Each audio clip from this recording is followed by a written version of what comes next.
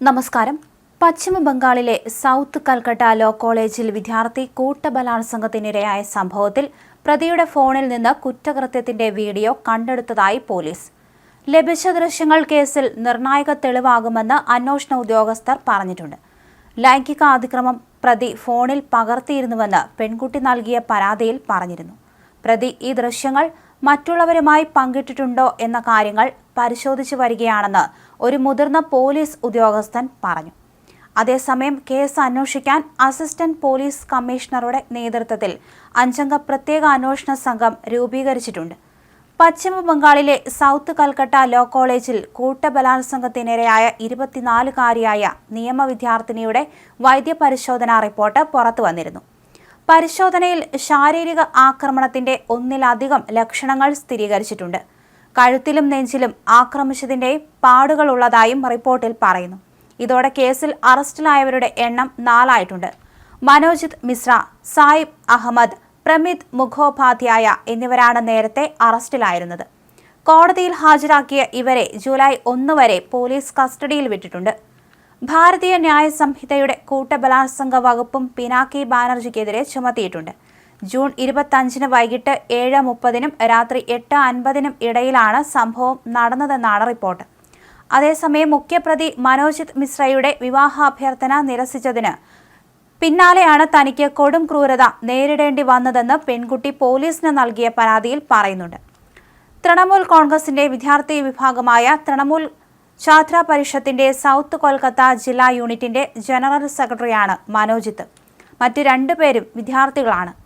മനോജിത്ത് തന്നെ വിവാഹത്തിന് നിർബന്ധിച്ചിരുന്നുവെന്ന് പെൺകുട്ടി പരാതിയിൽ പറയുന്നു. എന്നാൽ മറ്റൊരാളുമായി പ്രണയത്തിലായതിനാൽ ആ വിവാഹാഭ്യർത്ഥന താൻ നിരസിച്ചു. ഇതേ തുടർന്ന് മാതാപിതാക്കളെ വ്യാജ കേസുകളിൽ കൊടുക്കുമെന്നും ആൺസുഹൃത്തിനെ ഉപദ്രവിക്കുമെന്നും പറഞ്ഞ് മനോജിത്ത് പെൺകുട്ടിയെ ഭീഷണിപ്പെടുത്തിയിരുന്നു. സംഭവ ദിവസം മൂവരും ചേർന്ന് തടഞ്ഞു നിർത്തുകയും ഇത്തരത്തിൽ ആക്രമണത്തിന് മുതിരുകയും ചെയ്തു. തള്ളിമാറ്റി രക്ഷപ്പെടാൻ ശ്രമിക്കുകയും വെറുതെ വിടാൻ കരഞ്ഞ് അപേക്ഷിക്കുകയും ചെയ്തു.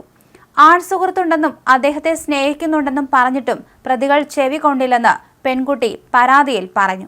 മനോജിത്തിന്റെ കാല് പിടിച്ച് താൻ അപേക്ഷിച്ചിരുന്നു. വെറുതെ വിടാൻ കൂട്ടാക്കിയില്ലെന്ന് പെൺകുട്ടി പരാതിയിൽ പറയുന്നു.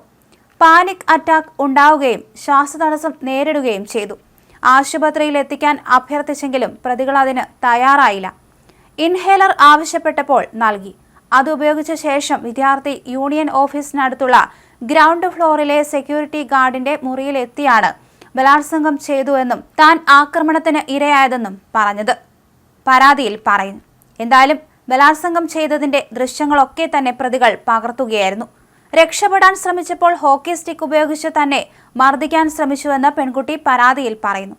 ബുധനാഴ്ച ഉച്ചയ്ക്ക് 12 മണിയോടെ പരീക്ഷയുമായി ബന്ധപ്പെട്ട അപേക്ഷകൾ പൂരിപ്പിക്കാൻ വേണ്ടിയായിരുന്നു പെൺകുട്ടി ക്യാമ്പസിലെത്തിയത്.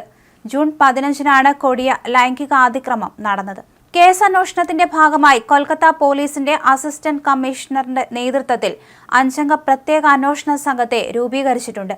ഇരയായ വിദ്യാർത്ഥിനിയുടെ പരാതിയിൽ പ്രതി ലൈംഗിക അതിക്രമം ഫോണിൽ പകർത്തിയിരുന്നുവെന്ന വിവരമാണ് അവസാനമായി കിട്ടിയത്. ഇത് തന്നെയാണ് അന്വേഷണത്തിന് പുതിയ ദിശ നൽകിയതെന്ന് പോലീസ് വ്യക്തമാക്കിയിട്ടുണ്ട്.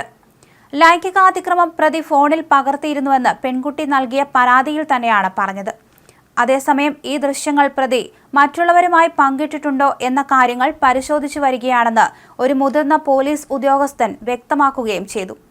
അതേസമയം കേസ് അന്വേഷിക്കാൻ അസിസ്റ്റന്റ് പോലീസ് കമ്മീഷണറുടെ നേതൃത്വത്തിൽ 5-അംഗ പ്രത്യേക അന്വേഷണ സംഘം രൂപീകരിച്ചതിനോടൊപ്പം തന്നെ കേസിന്റെ ഭാഗമായി പ്രതികളിൽ നിന്ന് കൂടുതൽ വിവരങ്ങൾ ശേഖരിച്ചിട്ടുണ്ട്. എന്തായാലും 24-കാരിയായ നിയമ വിദ്യാർത്ഥിനിയുടെ വൈദ്യപരിശോധനാ റിപ്പോർട്ടിൽ ശാരീരിക ആക്രമണത്തിന്റെ ലക്ഷണങ്ങൾ സ്ഥിരീകരിച്ചിട്ടുണ്ട്. നിരവധി പാടുകൾ ശരീരത്തിലുണ്ട്. എന്തായാലും അറസ്റ്റിലായവരുടെ എണ്ണം 4 ആയിട്ടുണ്ട്. ഇവരെ കൂടുതൽ ചോദ്യം ചെയ്തു വരികയാണ്. കോടതിയിൽ ഹാജരാക്കിയ ഇവരെ ജൂലൈ 1 വരെ പോലീസ് കസ്റ്റഡിയിൽ വിട്ടിട്ടുണ്ട്.